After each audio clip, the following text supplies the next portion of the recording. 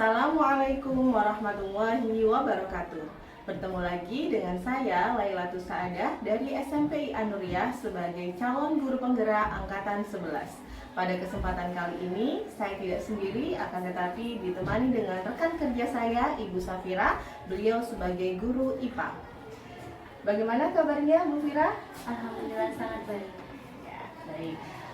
Pada kesempatan kali ini kita akan melakukan pra-observasi. Nah, di sini sebagai persiapan sebelum Bu Fira melakukan observasi di kelas.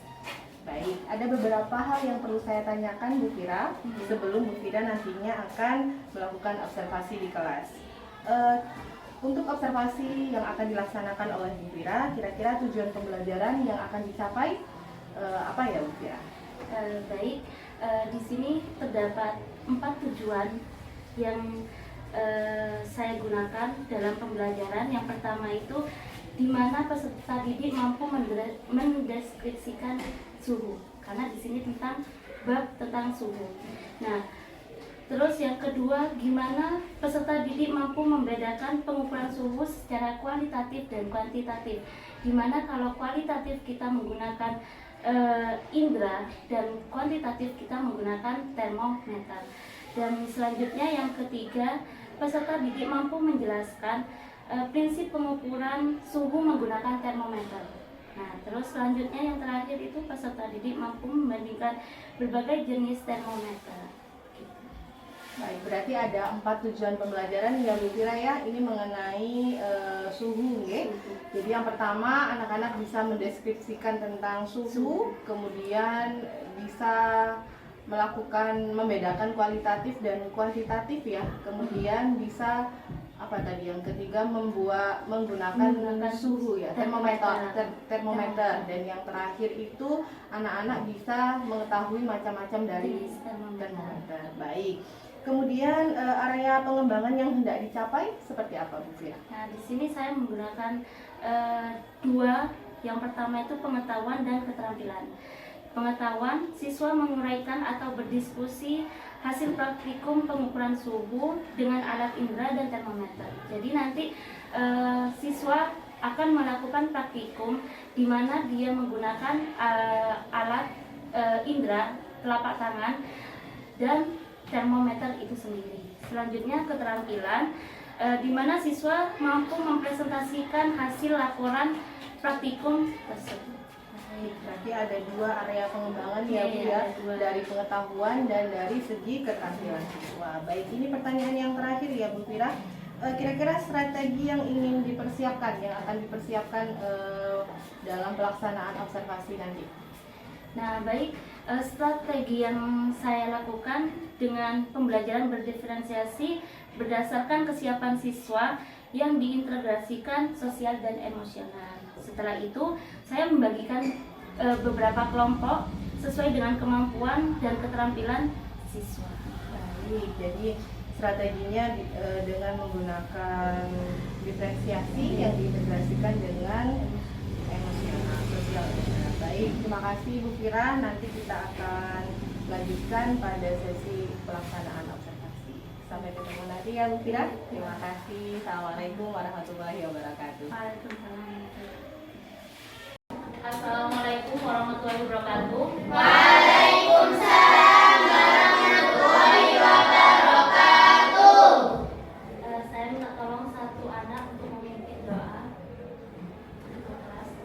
Istiqdanan ista'idana du'aan a'udzubillahi minasyaitonir rajim. Bismillahirrahmanirrahim. Alhamdulillahi rabbil alamin. Ar-Rahmanir-Rahim. Maliki yaumiddin. Iyyaka na'budu wa iyyaka nasta'in. Ihdinas siratal mustaqim. Siratal ladzina an'amta 'alaihim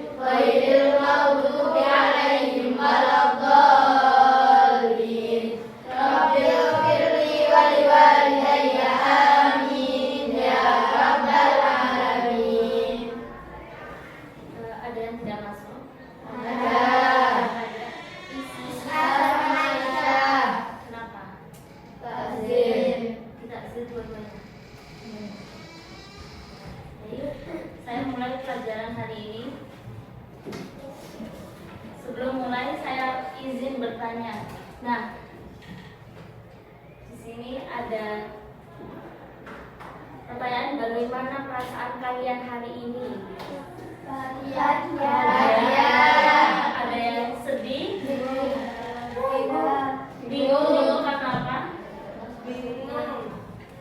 Bingung kenapa? Bingung ngapain sih masih belajar IPA gitu ya? Atau ada yang marah, aduh kenapa sih masih ini ada jam pelajaran, harusnya kan kita lagi istirahat gitu. Atau ada yang semangat untuk belajar? Semangat? Kalau semangat, jawabnya harus semangat. Semangat semua? Saya melihat Diana masih kayak loyo. Ngantuk tak? Enggak. Nah, biar kalian lebih semangat, saya ada ice break. Jadi kalian berdiri semua. Nah, jadi di depan meja kalian kasih bolpen. Pensil nggak apa-apa. Jadi kan berpasangan ya, satu bangku, satu gini, satu bolpen. Nah, yang bertiga kalau di paling tengah. Tuh. Nah, saya kasih aba-aba ya. Sikut, sakit, sikat. Jadi kalau saya bilang sikat, ambil bolpennya. Sikut pegang sini. Sakit, sikat. Gimana? Sikut, sakit, sikat.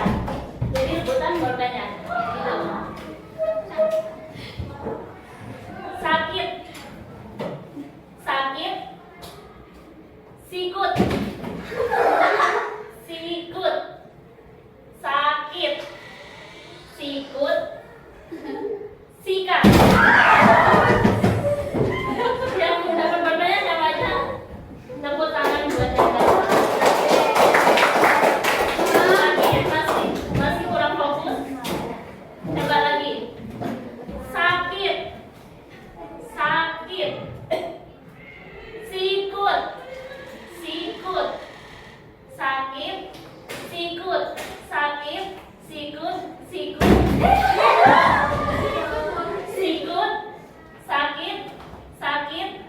sakit, sikat.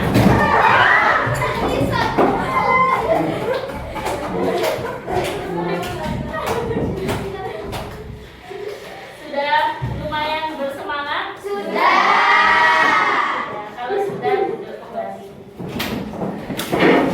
Tepuk tangan buat kita. Nah, selanjutnya di sini saya punya video. Nah, kalian amati video ini.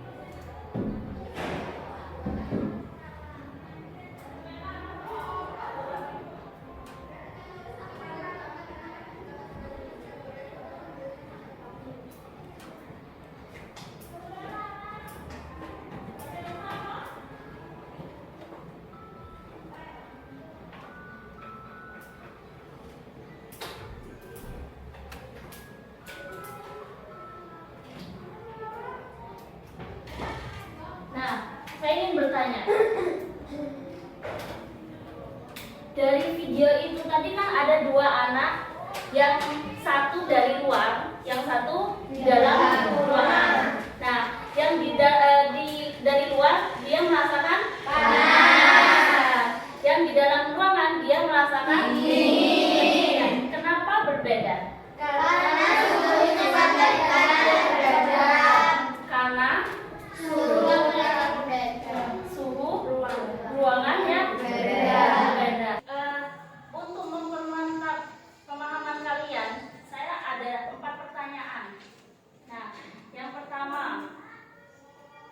ketika upacara bendera, kita kan terkena sinar matahari. Nah, apa yang kalian rasakan? Pusing. Nah, terus panas yang kita rasakan itu karena apa?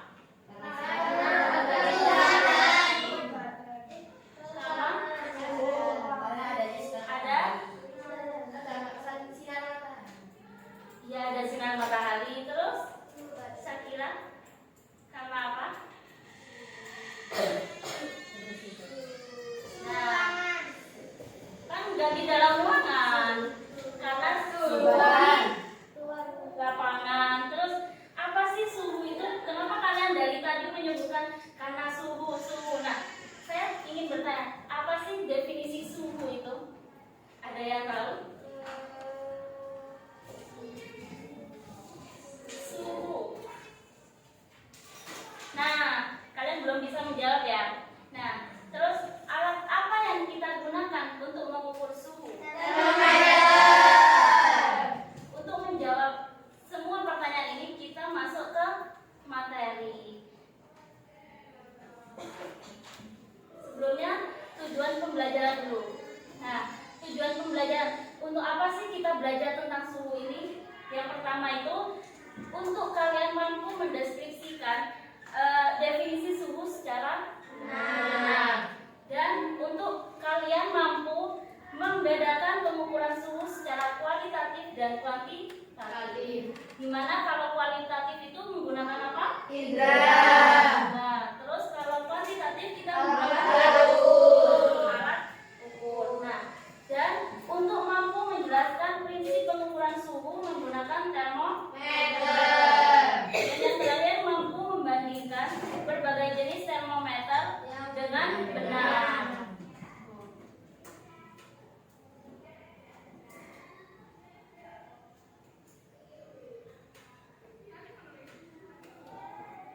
Nah, di sini pengertiannya suhu. Nah, suhu itu apa sih? Nah, suhu merupakan ukuran derajat panas suatu benda. Nah, di sini kan ada dua gambar. Yang pertama kita menggunakan alat ukur, yang kedua menggunakan alat indra. Nah, kalau menggunakan termometer dan alat indra, apakah hasilnya sama? Karena apa? Nah, karena indra kita tidak dapat mengukur suhu dengan akurat gitu. Ya bisa, kayak ketika kita sakit, kita biasanya sama orang tua kalian pasti dicek kan? Dicek panas enggaknya. Nah, terasa ke tangan panas, tapi kan kita tidak tahu berapa derajatnya kan. Sedangkan ketika menggunakan termometer, kita bisa tahu berapa derajat suhu tubuh kita. Untuk memperkuat materi yang saya jelaskan tadi, kita praktikum. Jadi saya bagi kelompok. Setiap kelompok ada 4 orang. Jadi ada berapa kelompok kalau ada 4 orang? 5. Nah, untuk kelompoknya berhitung. Jadi hitung dari 1. Rasakan. Nah, gitu. Nah, setelah itu kalian tangan kirinya masukkan ke air dingin. Jadi dia masuknya secara bersamaan gini. Selama 30 detik juga. Nah, terus habis itu kalau sudah 30 detik, kalian masukkan kedua tangan kalian ke air yang biasa. Apa yang kalian rasakan dari kedua tangan itu? Gitu. Apa dia merasakan yang sama atau berbeda? Gitu. Paham? Nah, di tabel ini kan Assalamualaikum warahmatullahi wabarakatuh. Waalaikumsalam warahmatullahi wabarakatuh. Kami dari kelompok 4 akan mempresentasikan ilmu pengetahuan alam, materi suhu, kalor, dan lumayan. Topik hari ini adalah mengukur suhu dengan alat indra dan termometer. Yang pertama, tujuan percobaan. 1. Setelah pengamatan, diharapkan peserta didik dapat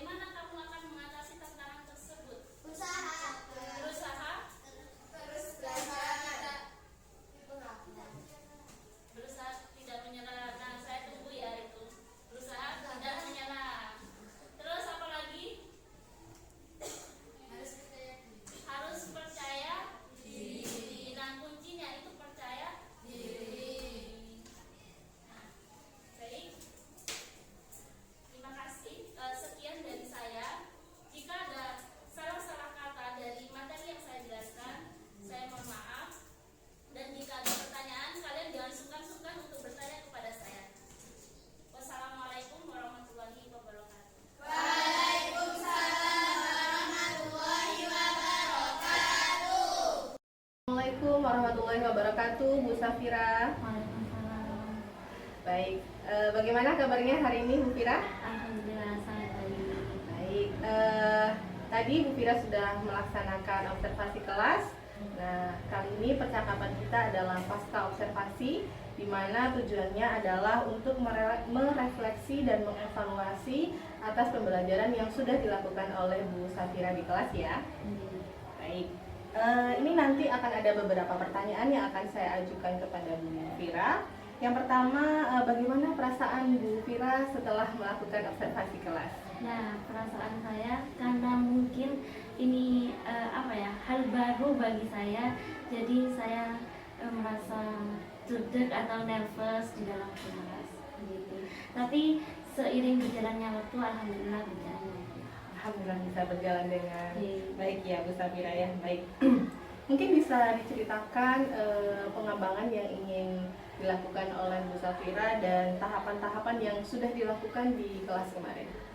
Nah, kalau tahapan saya menggunakan media pembelajaran.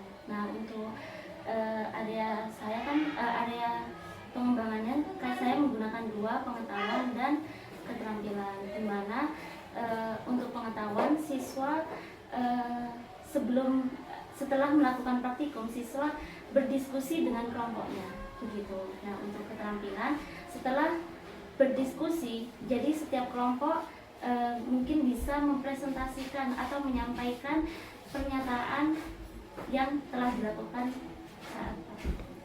Jadi ada 2 pengembangan yang ingin dicapai ya Bu Safira ya. Baik. Dari pengembangan yang sudah direncanakan tadi, sejauh ini menurut Bu Safira apakah sudah berhasil pengembangan yang dilakukan, yang direncanakan?